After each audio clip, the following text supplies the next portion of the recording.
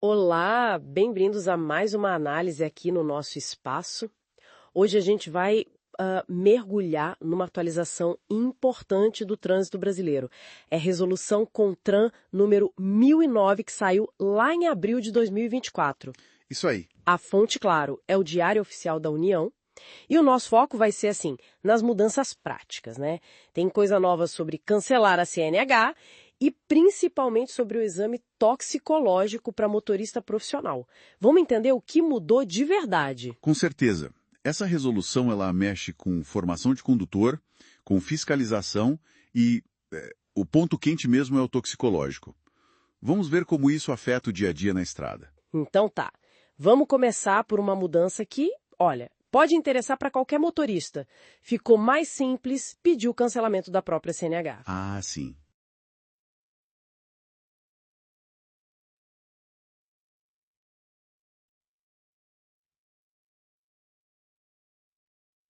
Agora, a pessoa pode ir direto lá no órgão de trânsito, sabe? E pedir o cancelamento, a qualquer hora. E o melhor, sem precisar dar motivo. Poxa, isso é uma bela simplificação, né? Tira uma burocracia. Exato. Mas, assim, o centro das atenções dessa resolução é mesmo o exame toxicológico, especificamente para as categorias C, D e E. Caminhão, ônibus, veículos maiores. Isso. Motoristas profissionais. A regra principal continua valendo, tá? Para tirar a CNH nessas categorias ou para renovar, precisa do exame toxicológico com resultado negativo. Isso não mudou. Ok. Mas tem um detalhe importante que a resolução reforça. Esse exame toxicológico tem que ser feito antes de ir para o Detran fazer os outros exames, o de aptidão física e mental. Ah, boa. Primeiro o toxicológico, depois o resto. Entendida. Mas a grande novidade mesmo é o tal do exame periódico, né? Que não existia antes dessa forma. Exatamente. Esse é o ponto-chave novo. O artigo 10A, que foi incluído, ele traz essa obrigatoriedade. Motoristas das categorias C, D e E, com menos de 70 anos, agora precisam fazer um novo exame toxicológico a cada 2 anos e 6 meses. 2 anos e meio. Isso, a cada 2 anos e meio. E esse prazo começa a contar da data que a CNH foi emitida ou da última renovação. É tipo uma checagem no meio do caminho, sabe? Não tem a ver com a validade dos outros exames. Entendi. É uma verificação extra. E como é que o motorista vai lembrar disso tudo? Tem algum sistema para avisar? Tem sim. Pensaram nisso. A Senatran, que é a Secretaria Nacional de Trânsito, né, o órgão máximo, ela vai gerenciar esse calendário. Tudo vai ficar registrado no RENACH, o Sistema Nacional de Condutores. E a ideia é que a Senatran envie um alerta eletrônico para o motorista. Ah, tipo um e-mail ou notificação no aplicativo. Exato. Um aviso 30 dias antes de vencer o prazo para ele fazer o novo exame. E os laboratórios também têm um papel importante nisso. Qual? Eles têm no máximo 30 dias depois da coleta para entregar o laudo para o motorista e, claro, para registrar o resultado lá no RENACH. E o resultado do exame vale por 90 dias. Ok. 30 dias para o laboratório, 90 dias de validade para o resultado e um alerta 30 dias antes. Parece um sistema amarradinho. Mas e as consequências? Se o exame periódico der positivo? Aí a coisa complica um pouco. Se o exame acusar o uso de alguma substância proibida, a penalidade é a suspensão do direito de dirigir. Por quanto tempo? 3 meses.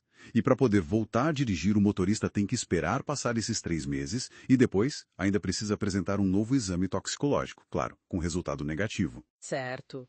3 meses de gancho e novo exame negativo. E se a pessoa simplesmente não fizer o exame? Deixar passar o prazo dos 2 anos e meio? Bom, se perder o prazo, aí entram as penalidades que já estão previstas no Código de Trânsito, o CTB. A fiscalização pode pegar.